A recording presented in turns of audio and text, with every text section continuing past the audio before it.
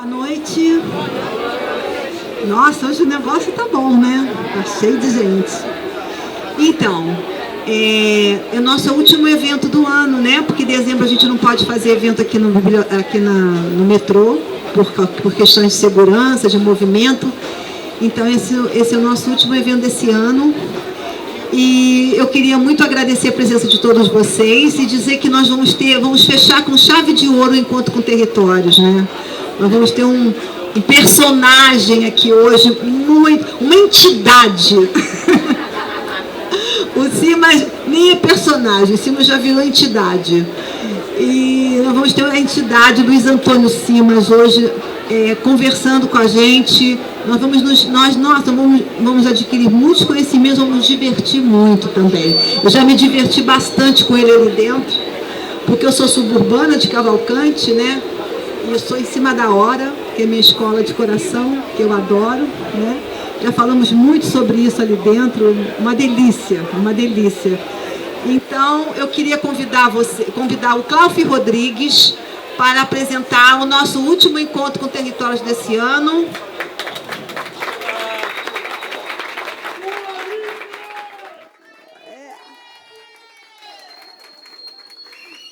É um dia emblemático, né? Estamos num dia emblemático. Boa noite, pessoal. Estamos juntos aqui para mais essa noite de celebração da literatura, dos nossos escritores, da nossa cidade. E hoje a gente tem uma oportunidade de conhecer um raro exemplo de intelectual que transita tanto nos meios mais eruditos quanto nos meios mais populares. Isso é uma raridade aqui no Brasil. E agora eu vou apresentá-lo com as próprias palavras dele. No livro Coisas Nossas, ele diz: sou daqueles que ainda falam isso é mamão com açúcar para definir as coisas fáceis. Virou coqueluche para dizer que algo virou moda. Cafundó do Judas e Beleléu como referências a um lugar distante. E passar a batata quente como o ato de jogar o problema nas mãos de outra pessoa. Homem bonito é um pão, moça bonita é um pitel, e jovens cheios de borocodó são brotos. Exclamo barbaridade quando me espanto, chamo minha turma de patota e costumo dizer não a alguns pedidos com a sentença inapelável, nem que a vaca tussa. Esse é o nosso Simas, para que eu peço uma salva de palmas e vamos começar a conversa. O Simas está lançando um novo livro. Cadê o outro livro? Esse aqui, né? O Corpo Encantado das Ruas, ele está lançando agora, mas a gente vai conversar sobre esse livro e também sobre Coisas Nossas, que ele lançou há 2 anos atrás. E vamos começar pelo Coisas Nossas.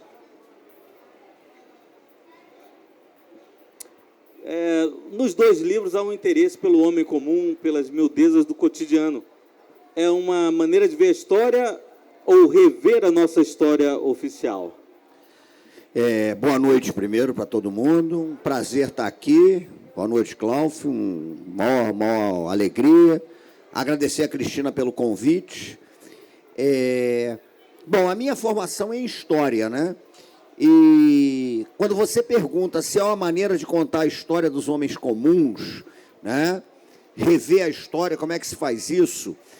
É muito curioso porque esses livros se explicam por uma questão que eu acho muito simples, muito básica. Eu venho de uma família que hoje seria definida classicamente como uma família de classe média baixa, né? Eu sou aquele clássico exemplo do primeiro sujeito da minha família que terminou o ensino médio, o primeiro que entrou para uma universidade. Sou o primeiro carioca de uma família nordestina, que vem do Nordeste para a Baixada Fluminense, uma família que mora em Nilópolis, mora em Olaria, depois consegue comprar uma casa própria no Jardim Nova Era, em Nova Iguaçu e tal. Então, a rigor, quando eu comecei a fazer História na faculdade, eu achava uma coisa muito curiosa e muito, digamos, complicada. É como se a minha história, a história da minha vida, a história dos meus parentes, a história das pessoas que eu conhecia, ela não existisse. É como se não existisse narrativa sobre essas histórias. É como se nós não fôssemos dotados de historicidade, né? Então, eu comecei a ter uma preocupação muito grande no meu trabalho como historiador, a fazer uma história que eu chamo mesmo de história dos homens e mulheres comuns. A minha história não tem herói, a minha história não tem general que venceu batalha, a minha história não tem presidente, né? A minha história não tem imperatriz, a minha história não tem imperador. A minha história é a tentativa de contar a história que eu faço, essa história de uma massa gigantesca de mulheres, homens comuns, crianças, que eu tenho uma preocupação muito grande também com a historicidade das crianças, né? É como se a cidade ignorasse que é um lugar também para a criança viver, né? Numa cidade profundamente marcada por uma série de questões. Eu, por exemplo, cresci numa Baixada Fluminense majoritariamente negra, né? Eu sendo branco, e, portanto, eu sentia que a questão racial no Brasil era um negócio muito grave, porque eu tinha a proteção da cor da pele, né? Eu sou um sujeito que morou na Baixada Fluminense e nunca tomou batida de polícia. E eu sei hoje que nunca tomei por conta da proteção da cor da pele, né? Num país que é estruturalmente racista. Então, a história que eu faço, de certa maneira, é um encontro com a minha infância, né? É uma história de homens e mulheres rigorosamente comuns, porque eu venho de uma família de homens e mulheres rigorosamente comuns, mas que tem historicidade e que tem histórias que merecem ser contadas. É por aí. Há no seu livro um cruzamento entre história e crônica, né? Por exemplo, quando você conta a história do Rei Momo, eu queria pedir para você contar. Vocês sabem qual é a história do Rei Momo? Ele vai contar. Esse livro dele é feito de pequenos textos, vocês vão adorar. E eu vou pedir para ele antecipar aqui a história do Rei Momo para vocês. Porque quando você fala que eu misturo a história e a crônica, porque eu tenho uma preocupação grande também. Se eu faço uma história dos homens e mulheres comuns nesse sentido, eu quero que os homens e mulheres comuns, como eu sou, como a minha família é, leiam essa história, né? Eu sempre tive uma certa implicância com uma história que parecia ser feita para ficar restrita ao ambiente dos historiadores. E eu acho que a crônica é uma maneira muito interessante de você dialogar com o público, de você conhecer essa história, né? E, portanto, eu sempre tive essa preocupação. Aí falar, você quer ser lido? Óbvio que eu quero ser lido. Eu não quero ser um escritor, um historiador ou um cronista, né, de meia dúzia de leitores. Eu quero dialogar com as pessoas, eu quero sair, eu quero estar na rua, eu quero tomar minha cerveja numa birosca e um sujeito que lê o meu livro encosta no balcão comigo e a gente conversa. Eu sou frequentador de botequim, enfim. E essa questão do Rei Momo é a seguinte, isso é muito curioso, porque o Rei Momo é um personagem, né, da antiguidade. Então, o Rei Momo, ou Rainha Moma, né, porque existe divergência na antiguidade clássica, se Momo era uma entidade masculina ou feminina, né, mas, de toda maneira, a história de Momo é a história de um semideus que, na mitologia grega, encheu tanto o saco, né, das divindades do Olimpo e tal, mas anarquizou tanto o babado que foi expulso do Olimpo e veio para a Terra. Então, o Rei Momo traz essa ideia da anarquia, da carnavalização, né, esse processo todo. E aqui no Rio de Janeiro, o Rei Momo acaba ficando uma figura iconográfica do carnaval. E o primeiro Rei Momo da nossa história foi o Moraes Cardoso, né, que era um jornalista imensamente gordo, né, gigantesco, era um negócio imenso. E aí ele foi consagrado como o primeiro Rei Momo do Carnaval do Rio de Janeiro. E eu me lembro da minha infância, que era muito curioso, porque havia no Rio o concurso para Rei Momo, né? Então, o concurso para o Rei Momo acontecia no Largo da Carioca. E era uma coisa muito curiosa, porque o concurso para Rei Momo era destruidor da saúde, né? Era aquela coisa de que o sujeito tinha que provar que conseguia comer 40 galetos, né? Beber 2 engradados de cerveja, e depois, sob efeito, né, desse verdadeiro ágape, ele tinha que sambar no pé, aquele negócio todo, e era enorme, era gigantesco. E eu comecei a implicar, num certo momento, com os Rei Momos que começaram a ser muito magros, né? E aí, num certo momento, não, mas a saúde... Óbvio que a saúde é importante, mas a figura do rei Momo é realmente aquela figura, né, da subversão, é a figura da inversão, é a figura da anarquia. Então, tínhamos rei Momos balofos que eram verdadeiramente sensacionais, né? Aquela coisa, 220 quilos. E aí tinha gente cujo sonho era ser rei Momo. Então, o cara fazia uma preparação física para virar rei Momo, que consistia basicamente em começar a comer desbragadamente, beber da forma mais desvairada que você possa imaginar, né? E era um negócio muito interessante. Hoje, se eu perguntar aqui se alguém sabe como se escolhe o rei Momo do Rio de Janeiro, alguém sabe? Ninguém, mas o concurso do rei Momo parava a cidade, porque você escolhia o rei Momo, escolhia a rainha do carnaval, né? E aí aquela coisa daquela baleia gigantesca, né? Aquele sujeito, 230 quilos, com torcida, sendo aplaudido, era a glória absoluta. Né? Glória absoluta, porque o carnaval era muito relevante para essa cidade, como acho que ainda é, né? Você demonstra um grande fascínio pelo carnaval, e acho que muito por considerar o carnaval uma festa de inversão social, como você diz, né? Ou de subversão, né? Sim. Eu gosto muito de uma frase do Aldir Blanc sobre o carnaval, né? O Aldir diz, né, que o carnaval é aquela época do ano em que você tira a máscara que usa o ano inteiro, né? Então, você usa uma máscara, nós todos passamos o ano todo com máscaras, né? E o carnaval é aquele momento que você pode tirar essa máscara. Então, a rigor, o Aldir trabalha com a ideia de que quando você bota uma fantasia de carnaval, você está assumindo a sua verdadeira persona, né? Então, essa questão da inversão do carnaval é curiosa. E eu ainda defendo uma ideia que eu falo no livro. O verdadeiro folião, eu estou convencido, é o triste. Porque se o carnaval é uma festa da inversão social, né?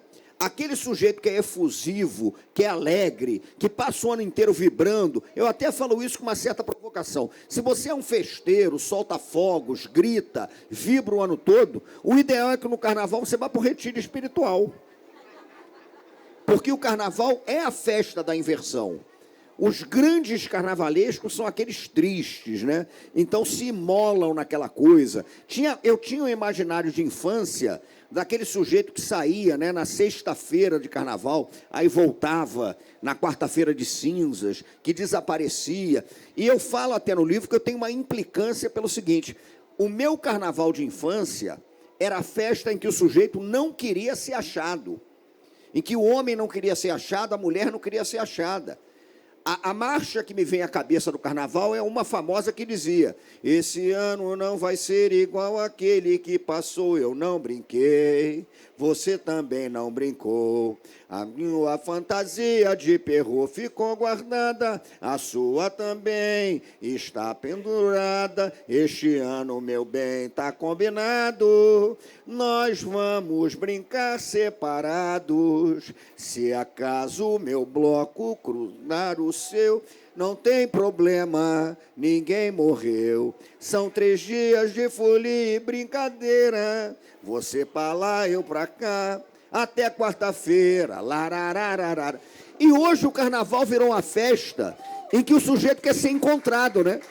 O cara sai fantasiado, a primeira coisa que ele faz é tirar uma selfie dele mesmo, botando no Instagram para dizer onde é que ele está. Isso é um horror, porque isso é um anticarnaval, né? Sim, mas se você pegar... Se você pegar as letras das marchas de carnaval antigo, são todas muito tristes. Tristes. É uma tristeza só. Máscara Negra é tristíssima, né? Aquele negócio, quanta alegria, mais de 1000 palhaços. Negócio triste. Aí o sujeito sai fantasiado no carnaval, disfarçado. Primeira coisa que ele faz, ele se fotografa, bota no Instagram com a referência do local em que ele está. É a inversão que você estava falando. O cara quer ser encontrado no carnaval. Isso é uma coisa curiosíssima. E aí eu conto, inclusive, uma história que meu avô me contava nesse livro. Meu avô contava de um folião de Pernambuco, meu avô pernambucano, e ele falava, não, tem a história do sujeito que saiu no carnaval para comprar caranguejo. Vou comprar caranguejo para assistir os desfiles em casa. Aí desaparece, some completamente. Aí volta ele na quarta-feira de cinzas com a seguinte estratégia: toca a campainha, quando a mulher abre, tá ele cheio de caranguejo no chão, falando assim: vamos, minha gente, não é possível que vocês sejam tão lentos. Mas o carnaval era isso. Eu era um triste. Eu ia brincar carnaval em baile. A minha mãe e minha avó me fantasiavam das coisas mais inusitadas. Faraó, Apache, né? Uma vez eu fui fantasiado, eu conto aí, é um trauma de infância, eu fui fantasiado de Emerson Fittipaldi, que era piloto de Fórmula 1, num baile, e eu ficava seríssimo, porque eu não sei sambar, então ficava aquela criança fantasiada, com a maior seriedade, né, olhando aquele troço, e nesse baile eu entalei, eu era moleque, tinha 9, 10 anos, eu entalei na privada do clube.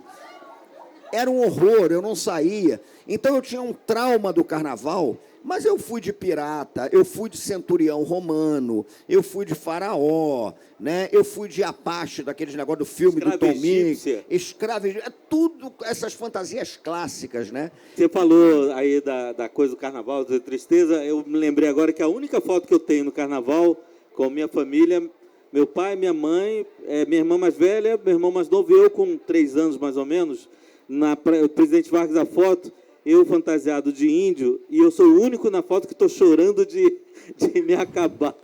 Não. É o espírito do carnaval. As duas coisas que me assustavam na infância era a questão do carnaval, né, que eu ficava lá parado e tal, e hoje sou um sujeito que ama o carnaval, ou então que era um hábito completamente suburbano de você ter que ter a sua foto com o Papai Noel, né?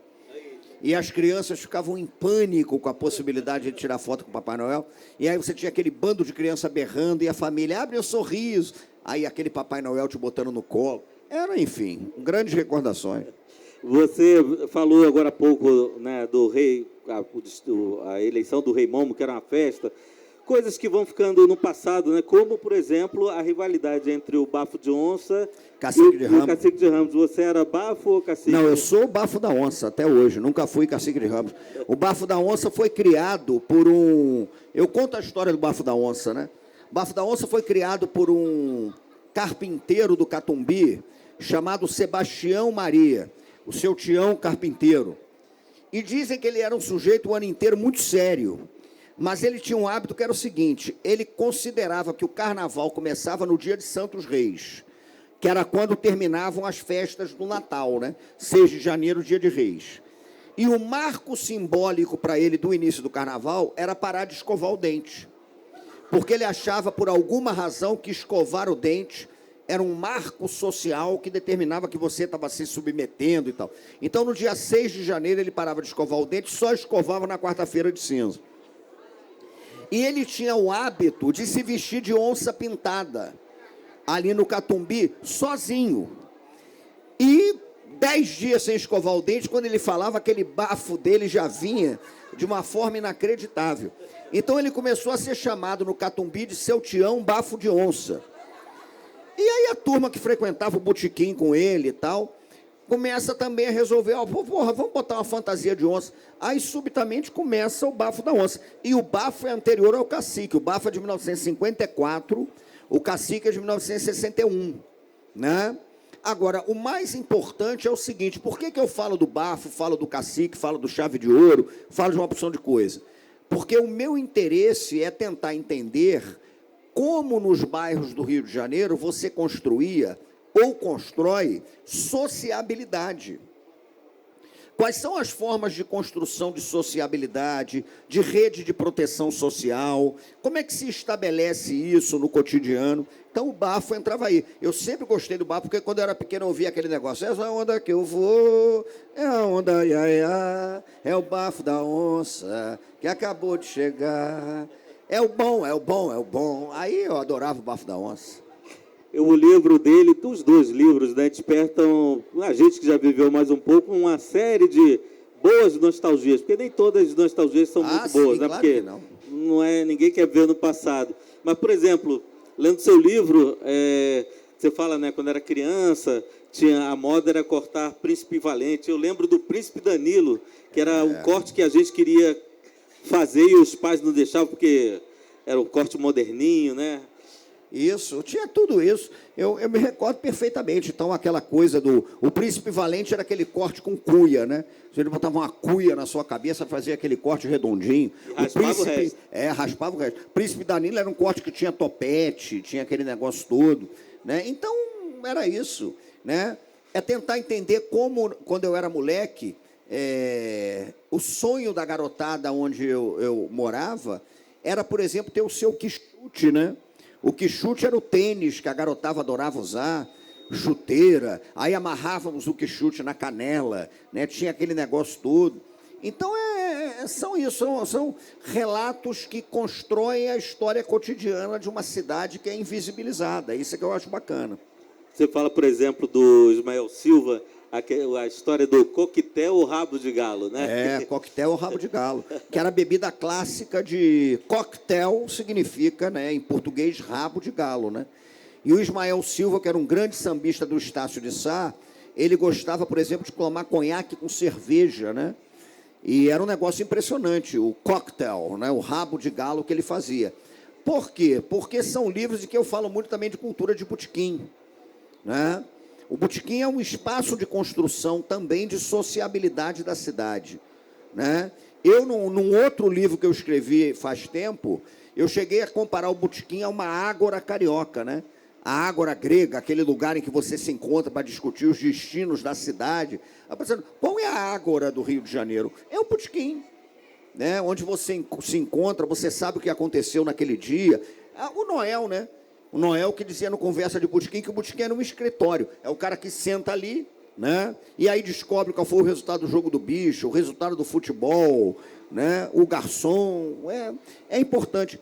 É isso que eu falo, Cláudio, que eu acho importante. É entender que a história não é feita apenas de grandes momentos, de heroísmo, de batalhas. Gente, nós estamos aqui, olha, a galera que está chegando ali do metrô, que está saindo, a gente que está aqui assistindo, isso é historicidade. Cada um de nós tem a sua maneira de construir. Tem, né, a sua luta, né? Lógico, a sua luta, o seu perrengue, a sua maneira de construir identidade. Por que as nossas histórias são tão invisibilizadas, né? Então, a história que me interessa é essa história, digamos, que a história não conta, né? Se a gente quiser citar o Samba da Mangueira aí, que ganhou o carnaval desse ano. Você, agora há pouco, você falou sobre botequim, e aí no segundo livro dele tem uma coisa muito interessante, que ele vai buscar a etimologia da palavra botequim e encontra lá no grego, que seria apoteké, que significa depósito e também designa biblioteca, por exemplo. Então, o botequim seria uma espécie de manancial de informação.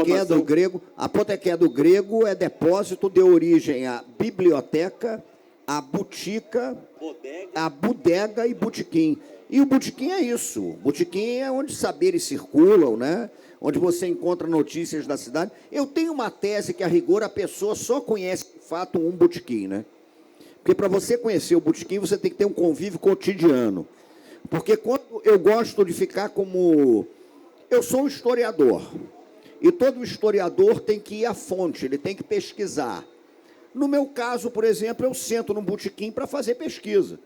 Eu fico tomando a minha cerveja, peço um torresmo e fico observando o que acontece no cotidiano do botequim. Ué, mas é verdade? É uma biblioteca, né? Claro. Conhecimento. Né? E aí você repara que tem modos de vida ali que são muito interessantes, né? Você vê que tem a pessoa que chega sempre no mesmo horário, você vê que tem o sujeito solitário, né? Você vê que tem aquela pessoa que chega do trabalho, aí fica ali, aí pede uma barrigudinha, toma e vai embora, não fala com ninguém, né? O outro que vai lá e toma o rabinho de galo dele, a cachaça dele. Aí o grupo que vai chegando. Então é muito curioso você pesquisar botequim. Agora, para pesquisar botequim tem que frequentar, né? Sim, coisas nossas. O Simas fala muito sobre carnaval. Em O Corpo Encantado das Ruas, ele fala muito sobre os donos das ruas. Sim. E aí não pode faltar os Exus, as pombagiras, né? Eu cresci em terreiro, né? Eu cresci indo a terreiro, eu cresci sendo rezado por rezadeira, né? Lá em casa você tinha o médico, mas tinha a benzedeira que chegava lá com sua folhinha de saião, de arruda, de guiné, de peregum, rezava a gente. Eu tomei muito esporro de caboclo. Por que isso? Na minha infância, Tinha um caboclo tupinambá que trabalhava com a minha tia. Aquele caboclo, ele foi inclemente comigo. Todas as maracutaias que eu fazia, colégio e tal, o caboclo me chamava numa gira, me dava um esporro. Nunca esqueci, me chamava sempre de gafanhoto. Gafanhoto. Aí eu falei, vou tomar esporro do caboclo. Aí lá vinha.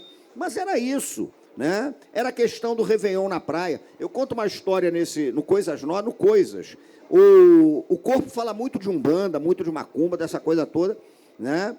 Mas eu acho que eu conto no corpo uma história curiosa. A gente em Nova Iguaçu tinha uma vizinha, eu morava na rua Castor, no Jardim Nova Era, né?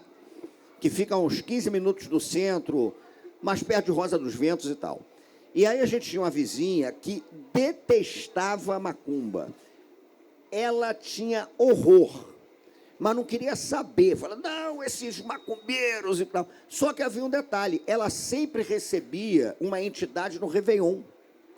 Então era um negócio clássico, que 10h30 da noite baixava aquela entidade dela e tinha fila, né, para consulta. Daqui a pouco o pessoal fazia fila para consulta. Aí a entidade vinha, dava passe em todo mundo, depois subia. E no dia seguinte ela estava, né, esculhambando todo mundo de novo. Então, tinha esse cotidiano suburbano. Eu conto uma história, não nesses livros, mas num outro livro chamado Meu Lugar, né, de um Réveillon que eu passei em Nova Iguaçu, que eu acho que é a cara dessa cultura da Baixada e do subúrbio. O nosso sonho de moleque era passar um Réveillon em Copacabana, né? E a gente queria muito passar o Réveillon. E falava, não, Copacabana. E era irmão para Dedéu, tenho 6 irmãos, primo, diabo 4. E o nosso sonho, Copacabana. Enchemos tanto a paciência do meu avô, que um dia ele falou o seguinte, então nós vamos passar um Réveillon em Copacabana. Aí a criançada vibrou, foi um negócio impressionante. E nós tínhamos uma Kombi, né, que era o veículo da família. Era uma Kombi branca, aquele negócio todo. Eis que, faltando 2 dias para o Réveillon, a nossa casa em Nova Iguaçu era muito grande. E nós tínhamos uma piscininha que meu avô mesmo tinha feito e tal, mas que não dava para ninguém mergulhar. Aí chega meu avô com a Kombi e diz, eu não falei que nós íamos passar o Réveillon em Copacabana? Aí ele tira da Kombi uma piscina Tony. Aí estava assim, piscina Tony modelo Copacabana, porque tinha Copacabana, Ipanema, Guarujá e Paraty, aquele negócio todo. Passamos não só o fim de semana, o Réveillon, tomando banho na piscina Tony, como tem uma tia, está viva e pode confirmar essa história, né, que gostava de tomar uma gororoba um goró mais pesado no Ano Novo, que depois de cair dentro da canjibrina, ofereceu flores a Iemanjá dentro da piscina Tony. É sério, acontece. Tem uma história... Minha mãe aí joga flores na piscina, e todo mundo... champanhe, cidra de macieira, que a champanhe é a cidra de macieira, né? Aquela cidra clássica. Tem uma outra história, acho que é no Coisas Nossas mesmo, que você conta, o dia em que o seu Sete da Lira foi no Chacrinha, foi na... Olha, e isso foi durante a ditadura e acarretou uma série de coisas. Quem é mais velho aqui há de lembrar que houve uma época no Rio de Janeiro em que uma figura que marcou a cidade foi seu Sete da Lira. Seu Sete Encruzilhada da Lira. Seu Sete Encruzilhada era um Exu que trabalhava com uma senhora chamada Dona Cacilda, em Santíssimo. E seu Sete tinha um terreiro com 5.000 médiuns. E era uma coisa muito curiosa, eu falo de seu Sete, o Rei da Lira, com a entidade da maior relevância. Porque seu Sete era católico. Então, quando você fala, como assim, ele era católico? Católico? Você ia a uma sessão no terreiro de seu Sete da Lira, toda a macumba de seu Sete começava com a Ave Maria de Gounod. Aí tocava Ave Maria e tal. E aí, quando terminava a Ave Maria, o conjunto atacava e começava. Saravá, Sete da Lira na Umbanda, saravá, Exu no canto do Acocó. Aí entrava tabaque, cavaquinho, diabaquado. Aí vinha seu Sete, né, com capa, aquele negócio todo. E seu Sete da Lira dizia que era católico, apostólico romano, por isso ele começava com a Ave Maria de Gounod, era um negócio muito interessante. E houve uma ocasião em que seu Sete era tão famoso, os carros no Rio de Janeiro vinham com um plástico do seu Sete da Lira, que era vermelho, com um círculo preto e o Sete no meio. E tinha vários carros, Sete da Lira e tal. Houve uma ocasião em que seu Sete fazia tanto sucesso que o programa do Chacrinha convidou Sete da Lira. E, na época, era ao vivo o programa, né? Em 72, Seu Sete da Lira foi ao Chacrinha. E aí, Seu Sete entra no Chacrinha incorporado, aquele negócio todo, e foi o maior fuzuê da história do Rio de Janeiro. Porque teve chacrete recebendo pombagira, né? O couro comeu ao vivo, começou a rolar o boato de que a mulher do presidente Médici, dona Cila Médici, tinha incorporado uma Maria Mulambo vendo Seu Sete na televisão. Você sabe quem conta isso? Os jornais da época contavam isso, o Boni contava isso, e por causa dessa aparição fabulosa de Seu Sete, é que foi instaurada a censura prévia na televisão brasileira. Foi proibido o programa ao vivo, depois da gira de macumba que Seu Sete da Lira fez no Chacrinha, Chacrinha chorando, ajoelhado aos pés do Seu Sete, aí chorava, aquele negócio todo. Era maravilhoso, né? Era um país mais, digamos, tolerante com as diferenças, né? Era Seu Sete da Lira católico, era Ave Maria de Gounod misturada com o ponto do Seu Sete da Lira. E aí eu recupero essa história, que é uma história do Brasil e é uma história do tempo do regime militar. Porque Seu Sete da Lira foi caçado pelo regime. A censura prévia na televisão brasileira foi instaurada por causa do Rei da Lira. Eu vou pedir licença aqui ao Simas para ler um trecho do livro dele. Eu só preciso achar que é o tempo de trocar a pilha do microfone dele. Já vou achar aqui, ó. O Gurufim do Blackout. Vou ler só um trecho aqui. O cantor Blackout, um dos maiores intérpretes de marchinhas e sambas de carnaval de todos os tempos, morreu no dia 9 de fevereiro de 1983. O velório foi uma fusarca das boas. Em certo momento, um corneteiro solou, em andamento lento e tom fúnebre, o samba General da Banda, maior sucesso do falecido, com a solenidade exigida pela ocasião. Logo depois, o da corneta se animou, atacou de Maria Candelária, a alta funcionária que saltou de paraquedas e caiu na letra 6, emendou com Maria Escandalosa, outro sucesso do cantor, e transformou o cemitério em um salão dos mais animados, à exceção do próprio Blackout. Todos os presentes, numa reação em cadeia, levantaram os dedinhos e caíram no sassarico. Aí eu vou pular para o finalzinho, aqui, que aí, dois caras que tinham bebido, né? Sim, isso foi noticiado. Eu achei isso no Jornal O Dia, numa reportagem do Jornal O Dia. Foram dois sujeitos que beberam, conta aí, depois eu... Dois sujeitos beberam, foram parar num cemitério errado, no enterro de um capitão de verdade. E eles puxaram o quê? O General da Banda, né? E aí, em meio a cenas... cadê? Peraí, eu vou chegar lá, peraí. A turma cantando. Para o horror da família do capitão, com direito a ciricoticos da esposa e crise nervosa de uma amante até então discretíssima, alguns dos presentes, mesmo não entendendo bulhufas do que ocorria, acharam que era melhor cantar também. Na hora em que os bebuns, no embalo do General da Banda, puxaram Pedreiro Valdemar, que faz tanta casa e não tem casa para morar, um familiar do morto deu basta, foi tirar satisfações com os cachaças e o pau comeu. A turma, vou agora para o final aqui, a turma cantando para o defunto errado foi, no fundo, uma tremenda homenagem ao grande Blackout. Não imagino prova de popularidade mais contundente. A família do Milico, cá entre nós, não deveria ter se ofendido com o Gurufim. O homem subiu de patente, viveu como capitão do exército e virou, depois de morto, general da banda. Isso aí é o seguinte, porque para fazer pesquisa eu leio muito jornal popular da década de 70, 80, 90. Eu tenho uma longa pesquisa sobre o Bebê Diabo, né, que eu cito no Corpo Encantado das Ruas. E quando você lê esses jornais populares, você encontra histórias fascinantes. Isso aí eu achei no Dia. E vinha dizendo confusão no velório de Blackout. Aí eu fui ler esse negócio, terminei até entrevistando jornalista que cobriu o velório para confirmar. Fernando Molica, meu amigo, estava no velório do Blackout. Ele me dá uma entrevista que eu transcrevo aí. Porque Blackout morre e vai ser enterrado no São João Batista. E aí tinha aquele clássico corneteiro que começou...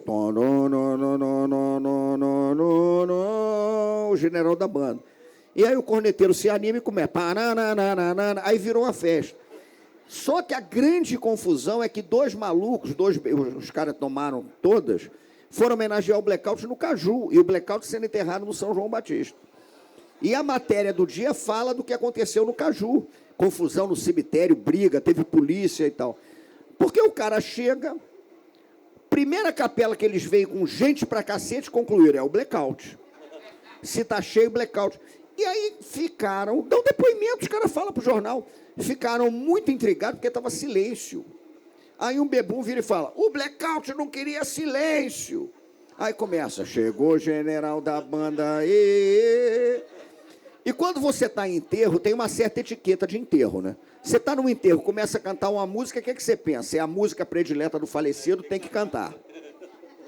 Aí daqui a pouco está todo mundo no enterro. Chegou o general da banda, Mourão. E a família do falecido não entendendo nada. Mas o que está acontecendo? Você se lembra do pedreiro Valdemar? Que é isso?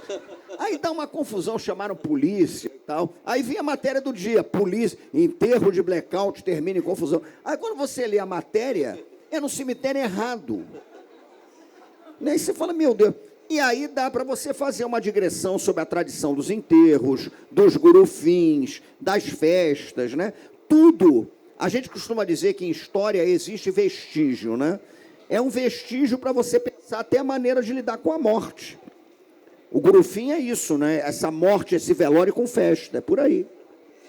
Outro texto saboroso, até pelo tema, o ovo colorido dos botecos, né? De balcão. Você é fã, né? O ovo colorido é uma... É um clássico. É um clássico e é um monumento da civilização carioca, né? Aquele ovo que você bota... Aí eu até digo como é que você pode fazer um ovo colorido, torresmo, né? Como é que funciona isso?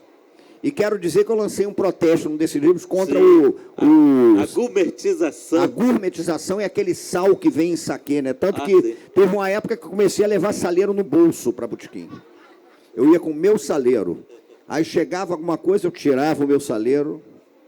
Saleiro no bolso. Mas, na verdade, agora falando sério, isso daí é uma coisa... Eu gosto muito de um filósofo, historiador também, alemão, chamado Walter Benjamin. E Walter Benjamin ele foi um interessado no estudo sobre as cidades. Benjamin estudou profundamente Berlim. Ele tem um trabalho monumental chamado Rua de Mão Única, né? E o Benjamin falava que você tem que ter um olhar pela cidade que é muito parecido com o olhar da criança. Porque a criança, às vezes, dá atenção àquilo que para o adulto aparentemente é irrisório, não significa nada. Então, ele falava muito de uma história de vestígios. Então, quando eu vou estudar botequim, quando eu vou estudar um velório popular, quando eu vou estudar um bloco de carnaval, quando eu vou estudar uma escola de samba, é porque eu realmente acho que você encontra ali vestígios para tentar pensar o que para mim é o mais importante. É a historicidade cotidiana da cidade. Como é que a cidade constrói suas sociabilidades? Eu sempre insisto nessa ideia, né? Eu tento entender como se constroem cotidianamente as relações sociais na cidade. Então, isso que aparentemente é picaresco, isso que aparentemente é irrisório, isso que aparentemente nem é história, eu acho que acaba formando um mosaico para que a gente tente entender um Rio de Janeiro que não é o Rio de Janeiro da Zona Sul, o Rio de Janeiro espetacular, mas é um Rio de Janeiro mesmo do cotidiano da maioria da sua população. Pessoal, a gente está chegando já ao final dessa sessão aqui, dessa entrevista. Lembrando que vocês podem fazer perguntas a ele daqui a pouco. Eu vou abrir para perguntas e depois ele vai fazer uma noite de autógrafos para vocês aqui. Alguns felizardos que tiraram a senha e ganharam o livro. Vão ganhar também o autógrafo do Luiz Antônio Simas. Simas,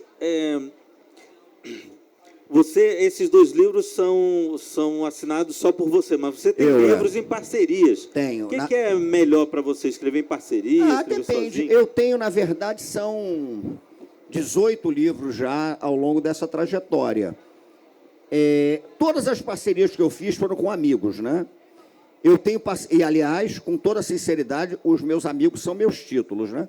O primeiro livro que eu fiz foi parceria com Cássio Loredano, um grande caricaturista, chamado Vidente Míope, que é sobre como a caricatura viu a cidade do Rio de Janeiro na década de 20.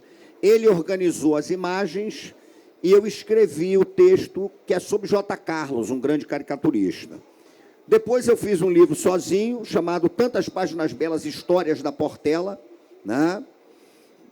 Eu sou biógrafo da Portela. Depois eu fiz um outro livro sozinho, que é o Pedrinhas Miudinhas, Ensaios sobre Ruas, Aldeias e Terreiros. Fiz um livro com um grande amigo, que é meu compadre, amigo de botequim e tal, que é um grande escritor brasileiro, seu amigo também, Alberto Mussa, porque nós dois somos apaixonados por samba de enredo. E fizemos o samba de enredo História e Arte, né? Sou parceiro de Ney Lopes, fizemos o Dicionário da História Social do Samba, um livro que custou 7 anos de trabalho. Esse livro foi um livro de pesquisa pesada, porque dicionário não é mole, né? É um livro de... Está sempre se atualizando, né? Sempre se atualizando. E foi um livro que nós trabalhamos mesmo numa parceria. Eu peguei todos os verbetes que tinham alguma coisa a ver com escola de samba, carnaval e etc. O Ney pegou todos os verbetes que tinham a ver com o samba, que não é o samba de carnaval das escolas de samba, fizemos o livro. O livro ganhou o prêmio Jabuti de livro de não ficção do ano, né? Foi o vencedor do prêmio. Nós ficamos tão surpresos que nenhum dos dois apareceu para receber o prêmio. Não, porque a gente não fazia a menor ideia. Nós ganhamos o Jabuti na categoria. E aí tinha a premiação do livro do ano. Mas aí eu lembro do Ney falando para mim, porra, mas para ir vai ter que botar gravata. Eu falei, rapaz, isso aqui. Aí, como a gente tinha ganhado na categoria, e nós temos uma profunda gratidão pela editora, foi a Andréia, que era a editora da Civilização Brasileira na época, a gente pediu, André, você recebe o prêmio para a gente, agradece e tal. Aí eu estou até com Beto Mussi e Marcelo Moutinho, a gente estava tomando uma cerveja, e aí a Andréia manda uma foto cheia de jabuti. Eu falei, que isso? Falou, o prêmio de vocês. Eu falei, como os prêmios? Eu falei, como os prêmios? Falou, vocês ganharam o livro do ano. Ah, não brinca. Meu Deus, e o que você fez? Você subiu para receber? Subiu. Aí fizemos depois uma festa no Renascença para ganhar o jabuti. Agora, depende, eu gosto de voo solo, escrevi com o Luiz Rufino e tal, mas eu me amarro também em trabalho de parceria. Eu acho que a parceria é interessante. Fiz um livro que é o perfil biográfico do Luiz Carlos da Vila, que eu conto a história da Leopoldina. Esse livro, por exemplo, o meu parceiro é o Diogo, que fez toda a pesquisa de foto. Como eu acho que as fotos são fundamentais para o livro, imprescindíveis, nós assinamos juntos, eu com o texto e ele com as fotografias. Eu acho bacana, eu gosto, eu acho legal, eu não sou daqueles sujeitos, eu não tenho nenhuma, isso é uma coisa que perguntam de vez em quando para o escritor, para o historiador, eu não tenho nenhuma agonia em escrever. 2 perguntas que me fazem com frequência. Você escreve por necessidade? Se você não escrevesse, como seria? Eu ia continuar a minha vida. Eu não glamorizo mesmo, Cláudio, estou falando sério. Eu não vejo nenhum glamour, né, do ato de escrever, por exemplo, que transforme esse ato em algo mais glamourizado que um jardineiro que cuida de planta. Né? Eu escrevo porque eu gosto. Eu faço história, o Marc Bloch foi um grande escritor francês, quando perguntaram por que você faz história, ele respondeu, porque me diverte, porque eu gosto de escrever. Eu não tenho um processo de agonia, eu não tenho um processo... nenhuma. Não, eu não sofro minimamente escrevendo, eu me divirto muito escrevendo. E eu acho que se não fosse agradável... Agora, eu confesso que eu sou um pesquisador exaustivo. Eu, no ano que vem, vou lançar um livro sobre o Maracanã, que é resultado de 8 anos de pesquisa, né? Pesada.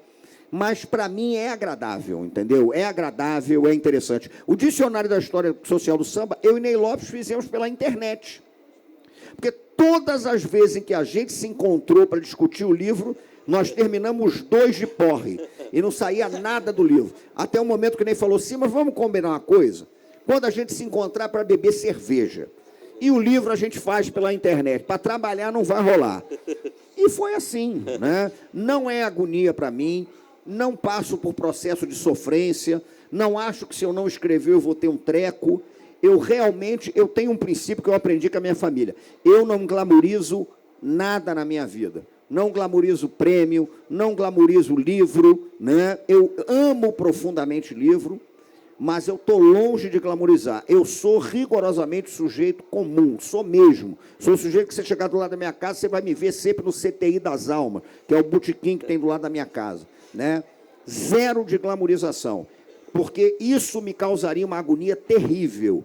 E eu gosto de coisas que me agradem, né? Eu escrevo porque eu acho divertido, mas escrevo porque eu também acho que eu tenho um compromisso com a minha cidade, com a minha infância, e eu tenho um compromisso com a história da minha família. É por aí que eu escrevo.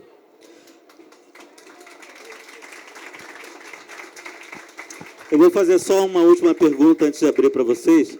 Hoje eu estou bem lá almoçando, assim, aí liguei a TV para me atualizar, que eu tirei férias, fiquei 10 dias fora, longe de notícia, né? Porque eu também sou jornalista, eu tirei férias de jornalismo.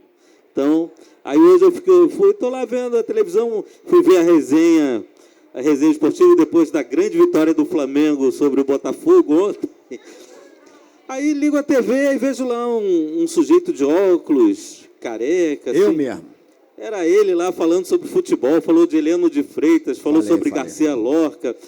Você virou praticamente uma celebridade. Como é que está levando essa vida de popstar? Não, porque eu tenho um livro sobre futebol que eu adoro, chama-se Mauro Shampoo, Ode a Mauro Shampoo e Outras Histórias da Várzea, que é um livro só sobre fracasso.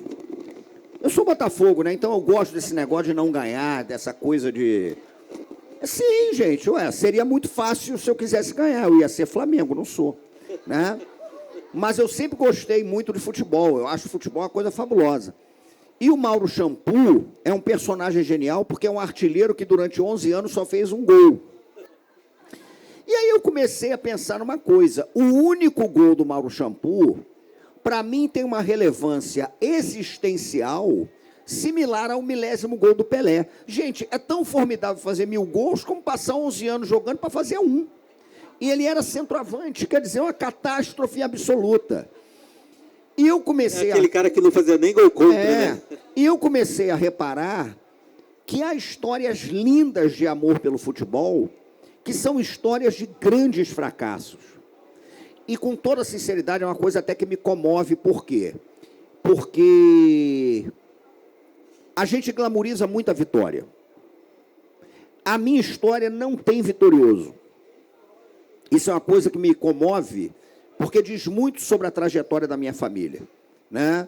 Não é uma família que tenha tido vitórias retumbantes, não é uma família que tenha atingido patamares espetaculares na vida, nem nada, mas é uma família que construiu os seus afetos cotidianos, construiu as suas formas de vida, né? Que se manifestavam no nosso churrasquinho de fim de semana, na cerveja do fim de semana, que com muita dificuldade educou os filhos, educou os netos, né? Então, eu tenho uma obsessão, isso é até psicanalítico, eu tenho uma obsessão por histórias que aparentemente não deram certo, porque eu acho que ali existe muita vida. É isso que realmente me comove, né? Me comove esse tipo de coisa. Me comove tentar entender onde é que está aquilo ali. Quando uma vez me perguntaram, eu dei a aula, esse ano foi uma coisa até impressionante, só para concluir e abrir para a pergunta, esse ano eu dei a aula inaugural do curso de História do semestre do Instituto de Filosofia e Ciências Sociais da UFRJ. E para mim foi uma surpresa, né? Porque eu me formei na UFRJ, fiz toda a minha formação, fiz meu mestrado, então dou tudo ali. Mas eu sou um historiador público, eu trabalho na rua, eu já dei aula em cemitério, já dei aula em puteiro, já dei aula em campo de futebol, já dei aula em terreiro de macumba, já dei aula em igreja, né? Eu já dei aula dentro de ônibus, eu sou pedreiro, tem serviço, você chama que eu vou, né? E eu fiquei muito comovido porque o departamento de História e os alunos me escolheram para dar aula inaugural. E eu entrei naquele salão nobre pensando assim, se eles soubessem o que eu já fiz dentro desse instituto, não me convidariam. Mas, ao mesmo tempo, eu sou um cara muito estudioso, eu estudo mesmo. Eu sou um cara que acordo 4 horas da manhã para estudar. Eu tenho uma disciplina espartana. Eu acordo 4h15 por aí, eu começo a estudar de 4h30 até 5h30, desço para passear com o meu cachorro, aí ando com o cachorro de 5h30 às 6, volto para estudar, né? Eventualmente, de vez em quando, dou aula, aí estudo até 12h30, 1h, 3h da tarde eu tomo uma cervejinha, aí começo a ler e tal. Então, eu tenho um cotidiano de estudo que é muito rigoroso, né? Eu estudo mesmo diariamente e num trabalho espartano de madrugador. Eu acordava de noite, né? Porque agora, assim, horário de verão, 4h40, eu acordei hoje para sentar a bunda na cadeira, estava aceso. Mas me perguntaram lá, se eu tivesse que resumir a minha história, a história que eu faço, os meus personagens, como eu resumiria isso?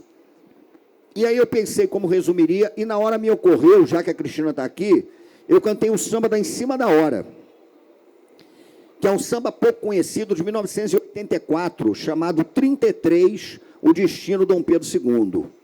Não sou cantor, mas vou cantar o 33 para terminar. O 33 é o ramal mais famoso da história. Estamos na central do Brasil, né? Então, nada melhor do que terminar cantando o 33. Aí o 33 começa assim. Não sou cantor, pelo amor de Deus. Mas o 33 começa assim. Vamos sublimar em poesia a razão do dia a dia. Para ganhar o pão, acordar de manhã cedo, caminhar para a estação e chegar lá em Dom Pedro a tempo de bater cartão. Não é mole, não. Não é mole, não, com a inflação, sustentar as regalias do progresso da nação. O suburbano, quando chega atrasado, o patrão mal-humorado diz que mora logo ali, mas é porque não anda nesse trem lotado, com o peito amargurado, baldeando por aí. Imagine quem vem lá de Japeri, imagine quem vem lá de Japeri, ao ver a menina do laço de fita, batucando na marmita para ver o tempo passar, esquecendo a tristeza quando o trem avariar. E na viagem tem jogo de ronda, de dama e de reis, vendedores ambulantes e sambistas tiram onda de artistas no famoso 33. O trombadinha quase sempre se dá bem, o paquera apanha quando mexe com alguém. Não é tão mole andar de pingente no trem. Não é tão mole andar de pingente no trem. Não é tão mole andar de pingente no trem.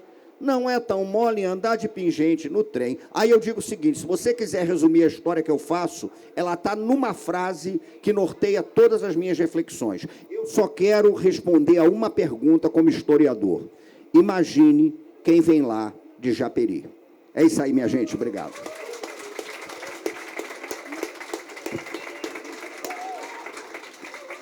Perguntas? Olha, Juliana Fiuza já tem uma pergunta aqui, ó. Boa noite aos dois. Foi um prazer ouvir você falar. Eu sou guia de turismo, eu moro em Auschwitz, então Opa! quase chegando em Japeri. Está quase lá. Eu acompanho o seu trabalho há muito tempo, eu utilizo o seu trabalho como guia aqui no Rio. Legal. E eu queria te pedir desculpa até porque eu tenho que correr para pegar o trem, então eu queria ouvir a sua resposta, porque como você cresceu na Baixada... Olha que beleza. Eu queria saber como que você vê a Baixada hoje. Você criança, agora produzindo cultura e levando a história da gente para pessoas que não conhecem a nossa realidade. A Baixada foi muito invisibilizada, né? Eu cresci numa Baixada que já era muito violenta. Eu cresci numa Baixada em que na Rua Castor, na esquina da Rua Castor, tinha uma esquina chamada Esquina do Pecado, que era um ponto de desova do Esquadrão da Morte. Eu cresci numa Baixada que, no nosso imaginário de infância, é um personagem que está nesse livro, criaram a imagem do Mão Branca, né? O justiceiro, que a rigor era a questão do Esquadrão da Morte. Então, era uma Baixada muito precária. Ao mesmo tempo, eu sempre faço questão de dizer isso. Eu não venho da pobreza da Baixada. Eu cresci numa família que seria uma classe média da Baixada, numa casa bacana, numa casa grande, interessante, na Baixada Fluminense. Mas o que me dá uma certa tristeza é porque, de certa forma, a Baixada melhora, né? O meu parceiro Ney Lopes tem até um samba sobre a Baixada, não sei se você conhece, Sapopemba e Machambomba, você conhece? Isso aí é um samba que a gente tem que utilizar. Então, a Baixada, de uma certa maneira, melhorou. Mas a Baixada da minha infância, ela, de certa maneira, morreu. Eu cresci numa Baixada que era mais tolerante do que é hoje. Eu cresci numa Nova Iguaçu, por exemplo, em que havia um convívio fraterno entre cristãos, entre umbandistas, entre o povo de candomblé. Hoje você tem uma Baixada em que há um avanço neopentecostal intolerante, racista, violento, que ataca sistematicamente o povo de terreiro. E esse é um detalhe que tem que ser dito com a maior contundência. Isso é um crime o que estão fazendo, é terrorismo religioso. Porque quando atacam igreja, é terrorismo. Quando atacam sinagoga, é terrorismo.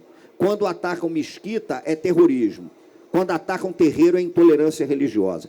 É terrorismo e tem que ser enquadrado na lei como terrorismo. São terroristas, né? Mas, infelizmente, eu continuo vendo uma Baixada invisibilizada. Uma Baixada que aparentemente não tem história, né?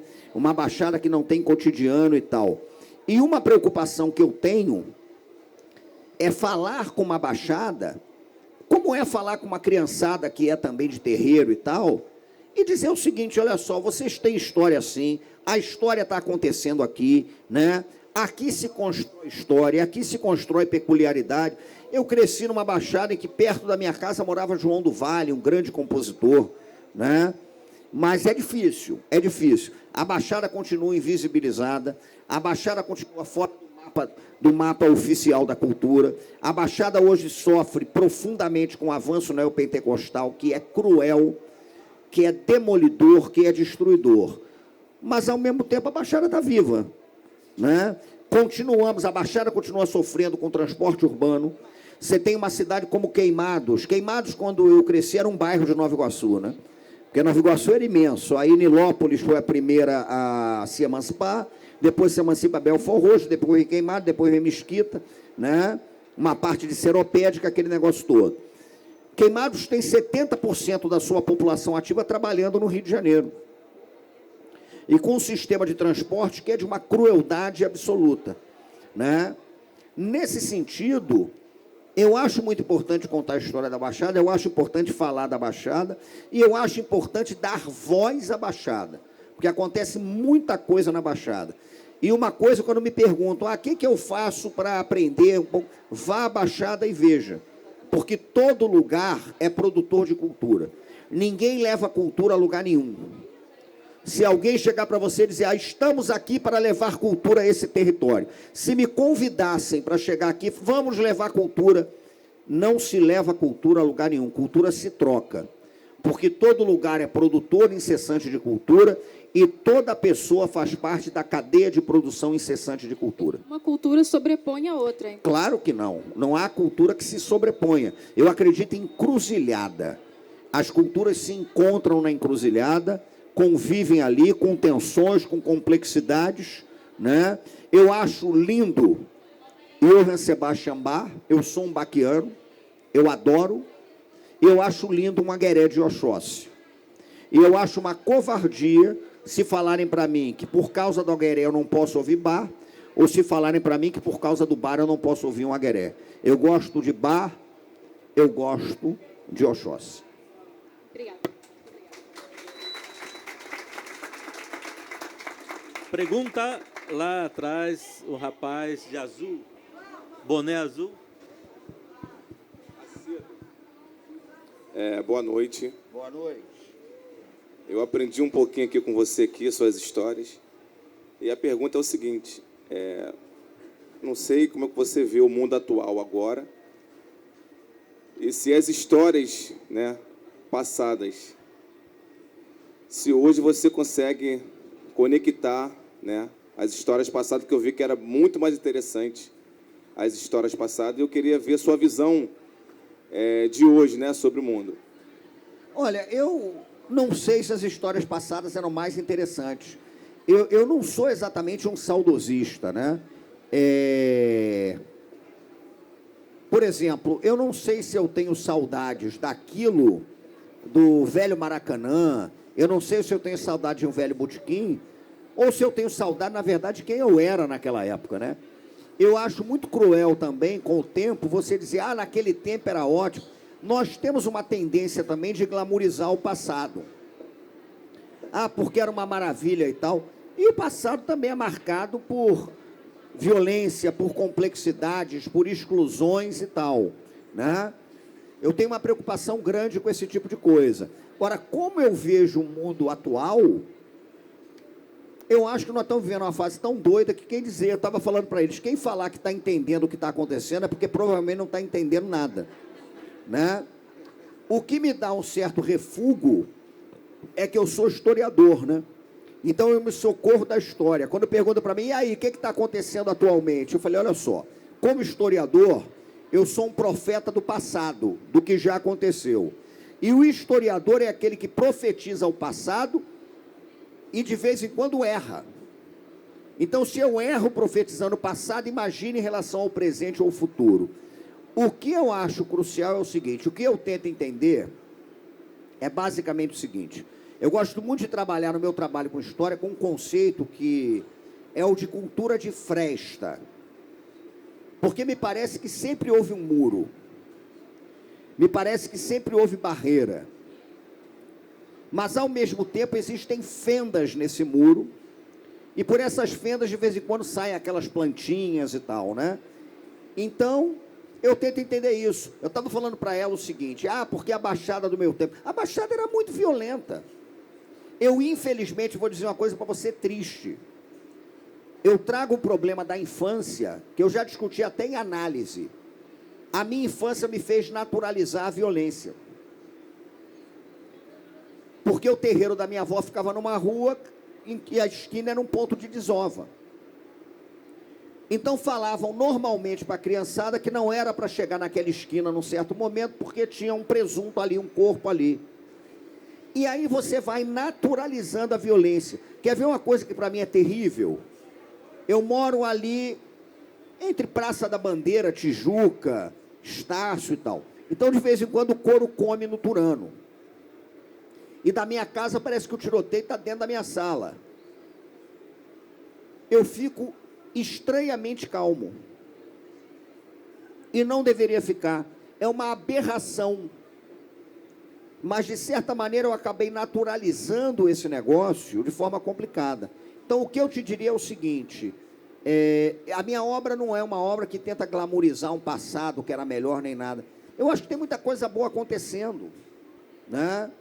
Muito provavelmente, no passado, não existiria metrô. Então, a gente nem poderia estar aqui e a situação do transporte público, que é péssima, conseguia ser pior ainda. Não é isso? Então, eu tenho essa preocupação. Está encrencado? Tá. Mas eu tenho uma percepção sobre o Rio de Janeiro que é a seguinte, nunca foi uma cidade maravilhosa.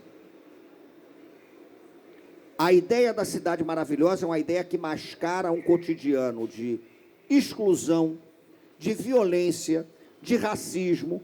A primeira vez que o conceito, a ideia cidade maravilhosa foi criada, foi uma poetisa francesa num livro de sonetos de 1911. Porque ela conheceu o centro do Rio de Janeiro depois da reforma feita pelo Pereira Passos, que tentou criar um centro similar a uma Paris tropical. Mas aquela reforma representou a demolição de mais de 700 cortiços, aquela reforma representou a demolição de hospedarias, representou a expulsão violenta da população mais pobre do Rio de Janeiro, do centro da cidade, representou a ida dessa população ou para morro, ou para as freguesias do subúrbio que estavam sendo loteadas. Então, a ideia da cidade maravilhosa, ela é uma ideia covarde. Porque ela é uma ideia que tenta construir uma capa de beleza e de maravilha num cotidiano de escassez, num cotidiano de violência, num cotidiano de dificuldade. Mas o que para mim é incrível é que no meio dessa escassez, dessa violência, desse processo todo, tenha se produzido arte. Eu acho que a maior aventura civilizatória do Rio de Janeiro é o samba. E o samba não é filho, de jeito nenhum, né, da fartura. O samba é filho da escassez. É a frase genial do Caetano, né? é o pai do prazer, mas ele é filho da dor. Né? O passado também foi muito pesado. Entender como as pessoas sobrevivem nas frestas, num cotidiano de exclusão, de violência pesado, é que me surpreende muito. E é isso que eu tento, de certa maneira, entender. Estamos chegando lá. Alguém mais uma pergunta para encerrar? Então, vou aproveitar aqui e vou fazer uma propaganda do meu novo livro que eu vou lançar na quarta-feira, chama-se Ave da Vida. Estão todos convidados, vai ser na livraria da Travessa do Leblon. Você falou das frestas, da florzinha que nasce nas frestas, a capa... A florzinha ali, e a capa é exatamente isso. A capa é exatamente isso. Ave da Vida, então, vai ser no Shopping Leblon na próxima quarta-feira, a partir das 7 da noite. Eu espero todos lá, vão ser muito bem-vindos. E queria agora convidar, né, para... Deixa eu fazer um convite, então. Um convite também. Esse fim de semana, vou até levantar para fazer esse convite, mas, na verdade, vou levantar, porque já estou sentado há um tempo. Já tá com a blusa Mas o dormente. convite é o seguinte, nesse fim de semana vai ocorrer o primeiro viradão cultural suburbano. Começa amanhã, meio-dia, e vai até às 5 horas da tarde do domingo. São mais de 14 bairros do subúrbio que a gente vai ter atividades culturais, né? Com muita dificuldade, a turma que está organizando isso, está fazendo. Eu amanhã, botei nas minhas redes sociais, às 3 horas da tarde, eu vou estar falando em Cascadura, com o Vitor, meu camarada, que tem a página Suburbano da Depressão no Facebook. O Vitor é, inclusive, professor de história, historiador de olaria e tal. Vamos estar nós dois em Cascadura amanhã, falando sobre botequim e memória social. E no domingo, 4 horas da tarde, eu vou estar na Casa do Jongo, em Madureira, fechando o Viradão Cultural Suburbano, ao lado do Rodrigo Faur, que é um pesquisador de música brasileira. A gente vai falar sobre sonoridades do subúrbio. Ele vai falar sobre Aracide Almeida, e eu vou falar sobre a biografia que eu escrevi de Luiz Carlos da Vila, contando um pouco da história dos subúrbios da Leopoldina. Então, se vocês puderem prestigiar, quem mora no subúrbio, vê na internet, entra lá em Viradão Cultural Suburbano. Dinheiro ninguém vai ganhar, porque o negócio está feio. Mas, pelo menos, é tentar mostrar que é viável fazer, que vai dar certo, né, para que a turma tente, pelo menos, no próximo Viradão, conseguir algum apoio, porque esse está sendo feito na marra por uma rapaziada que está lá combatendo diariamente. Então, se puderem prestigiar o Viradão Cultural Suburbano, né, fica aqui o meu convite. Tem, se você botar em página do Facebook ou no Google, Viradão Cultural Suburbano, você vai ver a programação toda, em tudo quanto é lugar, e é muita coisa bacana, show, e todo mundo indo mesmo na vontade. Né? Então, se puderem prestigiar, eu estou amanhã 3 horas em Cascadura e no domingo em Madureira. Valeu. É assim mesmo, tem que fazer na marra hoje, porque você está vendo aí, né, a cultura, a arte, a educação, conhecimento sendo bombardeado de todo jeito. Bom, gente, agora convido vocês, os que têm as senhas para receber os livros. Vai ser em outro lugar, vai ter, então tem um cortejo até lá. Muito obrigado, gente. Ainda tem uma palavrinha aqui. Gente, eu queria agradecer a presença de todo mundo aqui hoje. Esse é o nosso último evento do ano, né? Mas eu convido vocês a frequentar a Biblioteca Estação Leitura. Convido vocês a se encaminharem para a biblioteca, para quem tem senha, fazer uma fila lá e receber as senhas para os autógrafos do Simas. Quero agradecer muito a presença do Simas aqui nessa parceria, Clauf, nosso parceiro também, e falar um pouco do Paixão de Ler também, que continua com uma programação aí até o dia 12. A gente está com esse evento hoje fazendo parte dessa campanha, então convidar vocês também, vamos falar sobre livro, vamos ler, vamos divulgar e democratizar o acesso à leitura e ao conhecimento, tá bom? Muito obrigada, uma boa noite, sejam todos bem-vindos.